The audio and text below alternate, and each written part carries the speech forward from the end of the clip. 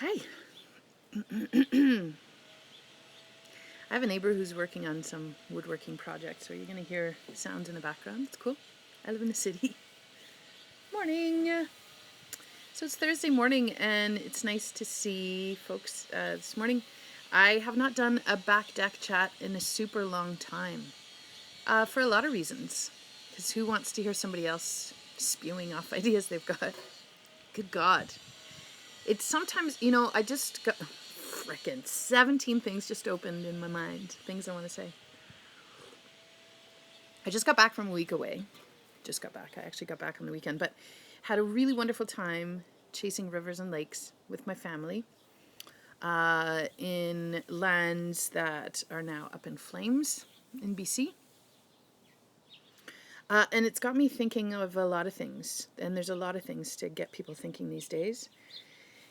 And I use these back deck chats, live things, to flesh out ideas, to flesh out things that I'm thinking of to make it make sense for me. So if this is rambling and you're thinking, I don't want to hear this, then see ya, bye. But if you're interested, stick around and comment below because it would be great to make it a conversation. Okay, would you agree with the following statements that the world is on fire? Would you agree that it feels like there's a whole lot of rush, go, go, go, go, go, go, and the pace that was like this 5 years ago is now like this? Do you agree with that? Do you agree with there's a lot of noise, there's a lot of pressure everywhere? I was reading recently, there is an organization out of what we call the US right now. My language choices really tell you where I'm at on things. Anyway, that it's traditional First Nation knowledge that I was reading and learning about this, that as part of the traditional First Nations and Indigenous ways of viewing the world and how it works, understanding that the world has cycles, and that sometimes you're in a cycle of growth and sometimes you're in a cycle of death and composting. And of course, I'm paraphrasing here. These are not my ideas. This is traditional knowledge that I've been reading about and learning about, and it's fascinating to me. And I just think, gosh, there's so much wisdom if we just shut the hell up for a second and listen to what others have to say without thinking that we're the authority. And I've been thinking about that a lot. And when I came back on the weekend, I couldn't believe how much my garden had grown in a week. It's like it had doubled. And we're coming off of, like here in Alberta, where I am, in the foothills, Treaty 7 territory. This has been a very unusual summer. I don't know which of the last 10 summers have not been unusual, to be honest. So maybe this is the new normal. But the last 3 summers, I can think of maybe 2 days of the summer where we hit 30, but that's about it. And it was this kind of triumphant, like, you can do it. We can reach 30. Come on. And then this year is entirely different. This year, there's so much plus 30 and plus 37 and plus 36 and plus 32 feels like plus 42 and all of these things that happen for a good 3-week period here in the foothills. And consequently, my garden is insane. So it's kind of a cool thing to witness, to see the different impacts. I've been gardening for, over 20 years. And as a gardener, there's kind of this concept that you don't know anything. Or you think you know a lot when you go into it. And the more you're into gardening, the more you realize you don't know anything. And Steiner, who's a philosopher, an anthropologist, anthroposophist actually, who I really super dig, he had some interesting things to say. He always said, everybody should meditate, except for gardeners. Gardeners already meditate on the cycle of life. And so there's a lot of people saying, you need to quiet, you need to meditate, blah, blah. I do my meditation in my garden. I do my mindfulness work in the garden, caring for the wildness that is coming up all around me. And it is wild, let me tell you. I shared some photos last night. And when I came back from my week away, I couldn't believe how much my garden had doubled. It wasn't 3 weeks before that my arugula poked through the ground, and here it was in complete and utter explosion of flowers and trying to grow seeds.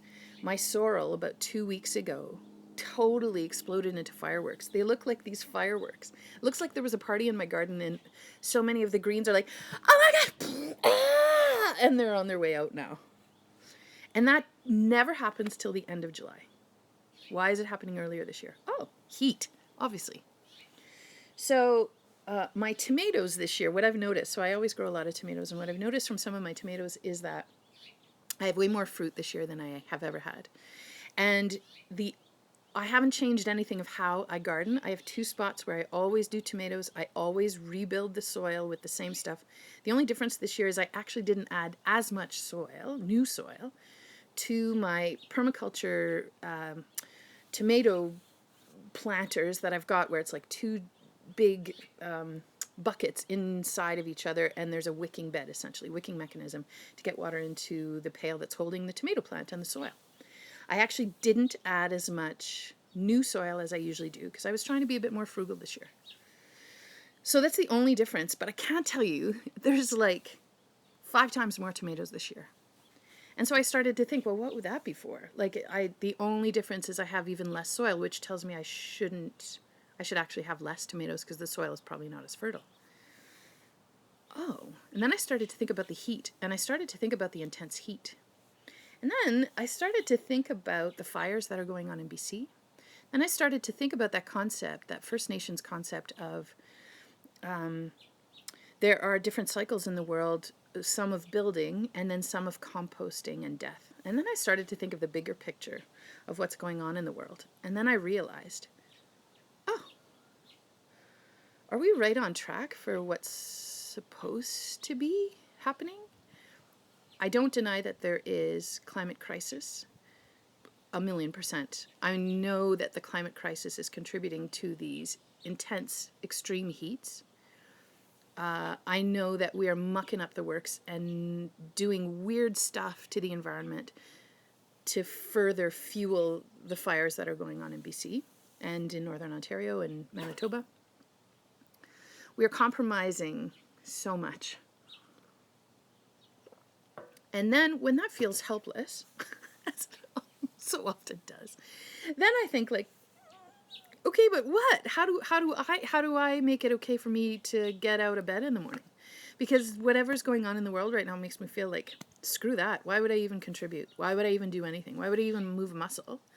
Because everything we're doing is just ruining and wrecking everything. The world is going to pot, and I might as well exit. Sometimes I do feel that way, I'll be honest. I won't.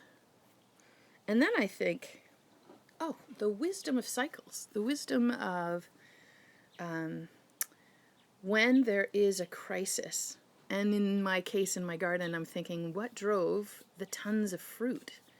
So as a gardener and as a lover of tomatoes and a lover of fresh stuff and a long line of gardeners, I think of, okay, take away all the parameters of what's going on in the wildness in the world. What would my grandmother think? What would my great-grandmother think if they were to come to my backyard and go, holy Toledo, you've got more tomatoes this year. That's amazing. And I would see abundance. That's a totally different way of looking at things. I have an abundance of tomatoes this year. And what to me is feeling like a super crisis-filled year of extremes and wildness. There's an abundance. Those two don't seem like they're supposed to match, yet when you think about it, they kind of do. With this intense heat, more of these plants go to seed like that. My arugula usually lasts until at least the last week of July. And it starts to go to seed at that point when it's kind of taken its leisurely way to move through its life and provide leaves for me, but that's not what she's thinking she's doing. Maybe she does, I don't know. Do plants even think? I think they do. I think they're sentient beings. But my arugula that went to seed a good 2 weeks after it had popped out of the ground is usually unheard of, unless there's heat. Well, what is heat? Heat is a stressor. What pushes plants to go to seed? Heat. What's happening in my tomatoes, I keep pointing, you can't see, but my arugula is over there, and I have some tomatoes over there, and some tomatoes over there. This intense heat, what is it doing? It's forcing my tomato plants to produce more flowers, to produce more seeds, because it's a super stressful time. So it is giving me abundance in the heat and the wildness. Then because I need to make sense of things so that I can get out of my bed in the morning and contribute to the world, because fuck, it's hard now. Sorry. What about in this heat and in this rising of stuff? It is the acceleration of so many things. And in that acceleration, we are actually receiving abundance. And what if you just sit with that for a while? And the only way I know how to bring that in to better stabilize myself through this wildness is to actually work at the balancing piece. Like, I think in nature, she's always working at balance. So I'm taking my hints from nature. Okay, so in the extreme heat, yeah, I know. Like, what if this pressure? Okay, there's fires in BC. There's a fire under butts to do things and to take a stand on where you stand. And I don't care where you stand on the whole issue of the wildness specific, that I won't even mention, because then I'll get taken off social media. Because I don't care where you stand. And it doesn't matter where I stand. But I think we can all agree that there is a fire lit under all of our butts right now. What if that fire is there to go to seed? What if that fire is to help us expedite and find abundance? What if this is actually part of the design? Oh God, I'm so sorry for all of the homes, the animals, the people, the health of our breathing, our lungs, the lungs of the earth, and the massive, insane fires that are going through BC right now. That breaks my heart. I'm not saying it's right, but it is there. What the hell have we done? Shake your head a little bit, and I think the fire and the rushing and the intense heat is helping us develop our own seeds and come to bloom partially. I think in order to help slow some of this down, you can work at the balancing piece, and the balancing piece is bringing in the quiet, bringing in a slower pace, reducing the internal heat of the stress drivers in yourself. And if you understand through First Nations knowledge, wisdom that I have recently learned, and I am so grateful for the thinkers and the talkers and the storytellers that have kept this knowledge going. God, guys, it's so fucking hard right now.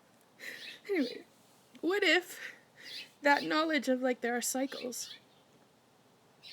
Okay, well, if there are cycles, then it means this is not permanent. First of all, so, oof. Okay, well, that feels a little bit better already. What if part of making it to the next version of the cycle is to do what you can within your own four walls and with what you can do around you, is to witness it. How do you witness? You witness from a place of quiet. You witness from a place of sitting in your garden with a hot cup of hot chocolate, like I just did. And that's your work. What does your work look like to get through this? What also, I might like to say that we can start putting pressure on whoever's in charge, thinking that spraying crap through our forests is a wise choice. And that is what is actually expediting some of these fires, from what I'm understanding and reading. When you mess with nature, she'll mess right back. Tootsies.